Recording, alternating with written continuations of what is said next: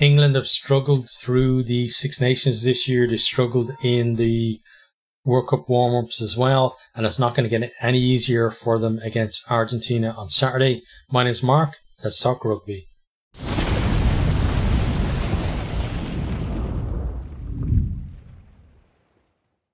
England beat Argentina. It's at the Stade de Marseille in Marseille. It's on Saturday the 9th of September. Kickoff is 8 p.m. BST. So this is World Rank 8 versus World Rank 6. So Argentina are actually the highest ranked team in or on that side of the draw, which, you know, if we went strictly by rankings, which means that they should at least make it to a semi-final. So, you know, there's a lot on the line in this game. It's, you know, a pool that if Japan can kind of find some form, it could be very tricky for both of these teams. But let's have a look at the 23 that both of them have picked for this game. So we start with England. So fullback is Freddie Stewart. So there was a lot of talk about, you know, let's get Marcus Smith in at fullback, which to me made absolutely no sense, because if you look at the England team over the last kind of season or two, fullback was one area where you thought, well, at least to have that sorted. So the fact that talking about bringing Smith, I can see why, because you got a lot of teams going with this trend of, you know, a second ball player at 15, but and the fact that people, you know, fans, Smith is exciting, they want to see him on the field, but, you know, Stewart has probably consistently been their best player over that period of time, and to drop him just to follow a trend or just to get somebody in the team didn't make sense to me. You know, if Marcus Smith is so good, then just start him at 10, you know, or bring him on later for Stewart if you're looking for something different for fullback. But starting him over Stewart, who is the standout, you know, fullback for England, just does not make any sense to me at all. On to then the wings, you got Johnny May, who looked like he was maybe out of the picture, and now he's back into the reckoning, and that's kind of similar to Elliot Daly as well on the left wing. I think maybe if Anthony Watson hadn't picked up an injury, maybe he would have been the starting right winger for this. Centre pairing, then you got Joe Marchant and Manu Tuilagi. So, you know what you get with Tuilagi. He's gonna try and run through the defence. He's not going to be subtle about it. And, Marchant then, will hopefully bring some of that subtlety into England's play that they've been sadly missing, for a long time now. But, Tuilagi, he showed that he had a little bit of impact towards the end of the warm-ups. But, it's what worries me is this tactic of just give it to the big guy and let him run at the defence. Sometimes it can work, but I think teams have developed ways of coping with stuff like that. So unless you have more threats than that, that's going to be an issue. You need to have the threat of, a pass out the back or putting someone through a hole so that they don't just concentrate on him and then try and isolate him and turn the ball over. But we've seen him be successful for England in the past. There's no doubt, of his ability as well to have an impact on the game. Whether he can stay fit or not is a question mark on that too. But, we've yet to see, I think, this England backline really click. So if they do, and he's part of it, he will have, I think, he will have a big part in that for, whether you like those kind of tactics or not. Onto the halfbacks, then you got George Ford at 10.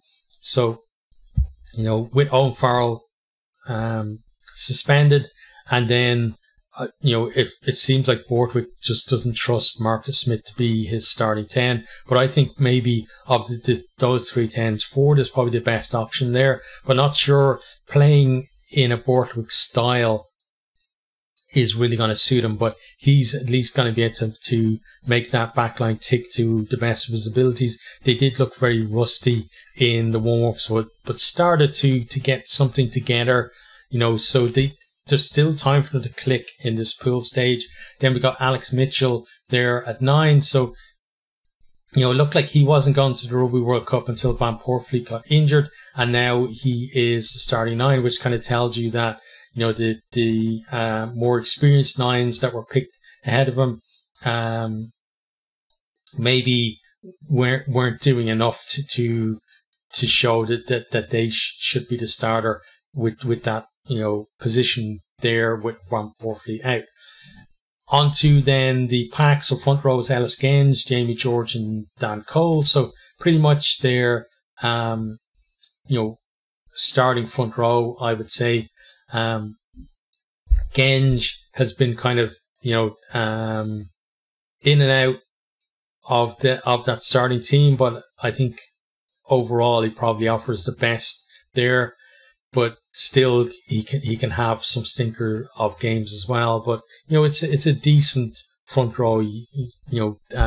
Genge was maybe in that kind of close to world class bracket a couple of seasons ago, but he's not really in that conversation anymore at the moment. But still, it's a serviceable front row. And if England get their tails up, those guys can absolutely cause damage. In the set piece, in the malls, and also around the park as well. The second row, then you got Maro Itoje, probably the most gifted athletically of the England backs.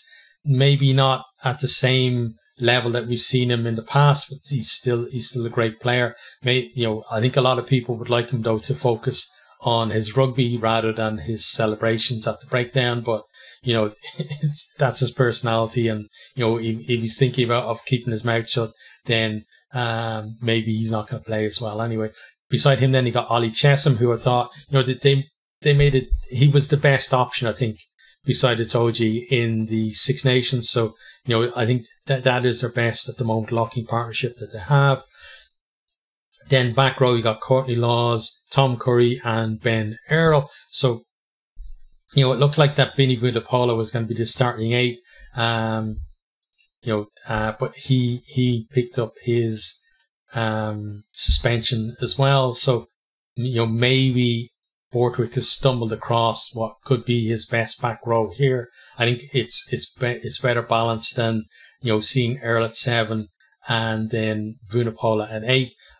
It looks like Vunipola though, they want just that big, 2 barnstormers with himself and Tuilagi to carry the ball up into opposition defence. But I think rugby's moved on a little bit from that. If you have if you're a South Africa where you have like multiple running threats who can run through guys, but also have the silky skills to, connect with their backs and pass the ball out of contact, that's one thing. But if you've got just 2 big lumps who are trying to run over the opposition, I think, oppositions can cope with that. I think this back row will give more problems to oppositions.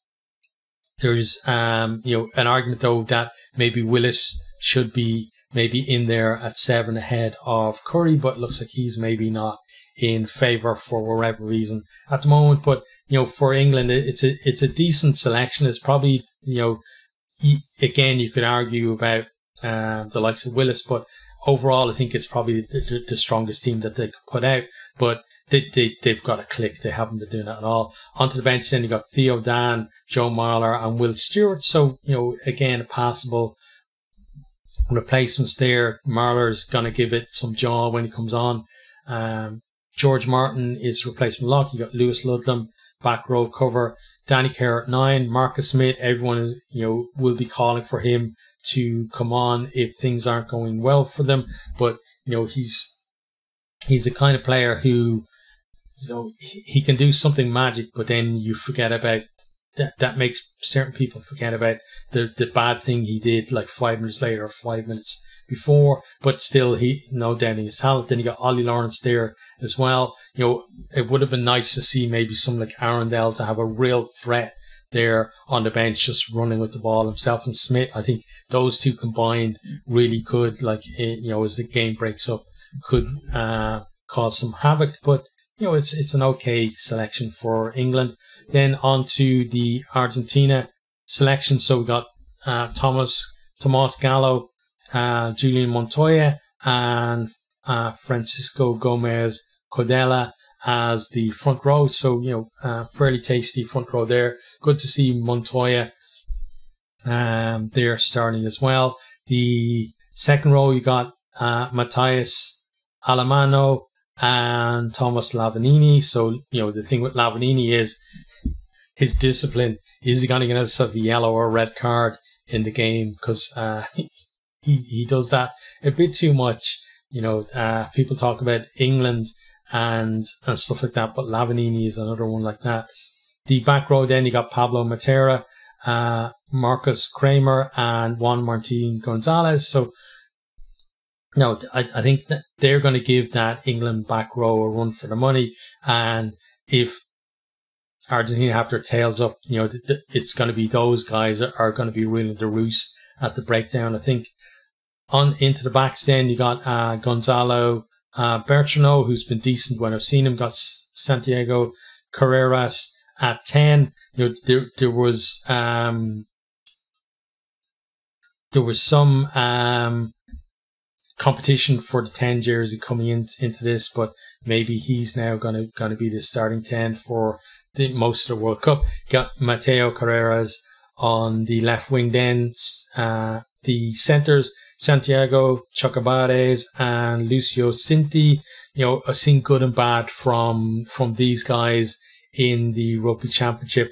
So, you know, going to be interesting to see how they go against Tulagi and Marchant. We got Emilio Buffelli on the right wing. Again, another player who can be hot and cold. We got Juan Cruz Malia at full back. So, you know, it's again a quality side that they picked. Onto the bench, then you got Agustin Crevi. So, you know, at hooker, they've got, you know, experience to burn with those two. Then you got Joel Sclavi and Eduardo Bello. So not as much in terms of their props, in, you know, experience and caps under the belts. Then second row cover, you got Guido Petty, Paga Dizabal. I honestly not a player that I'm all familiar with. We got Pedro Rubiolo, who was seen a couple of times and looks decent. We got then Rodrigo Bruni and Lautaro Bazan Velez, who again kind of, you know, looked in patches decent when he come on from the bench. Haven't really seen him for that long in many games. And then Matthias Moroni finishes off the bench there. So again, two strong sides they've selected. The last time these two teams played was in last Autumn Nations Series in November, and it was Twickenham, and it finished England 29, Argentina 30. So that was a big win for Argentina. But this Argentina team, you know, for all of England's troubles, this Argentina team, they're a bit inconsistent as well. You know, they find it hard to back up, you know, put decent performances together kind of back to back to back, and that could be an issue for them in this pool. But I think the result of this particular game really is maybe going to set up one of these teams for a good World Cup, and maybe a struggle for the other. But that win last year broke a sequence of 10 straight English wins against Argentina. So, you know, that's good for Argentina. It means, you know, this group of players would have that in their locker, that they know that they can beat England. Again, these two teams were in the same pool in 2019. It's almost every game I'm previewing, I'm saying the same thing, that they met in 2019 in in Japan in that World Cup. So it's just crazy the way these things always fall. But in terms of how do I think this game is going to go? So Argentina, the higher ranked team, they've had some decent results recently as well. England really struggled in the Six Nations, got absolutely destroyed by France. Salvaged a little bit of pride by making Ireland work for the Grand Slam, but they looked fairly dire in their warm-up games. But for whatever reason, my head is saying Argentina are absolutely going to win this one, and it might even be a comfortable win for them. But for whatever reason, something deep down is just saying to me that England are going to pull something off here. That struggling England team suddenly clicks in a Rugby World Cup and somehow ends up falling into a semi-final. But we'll have to see what happens on the day.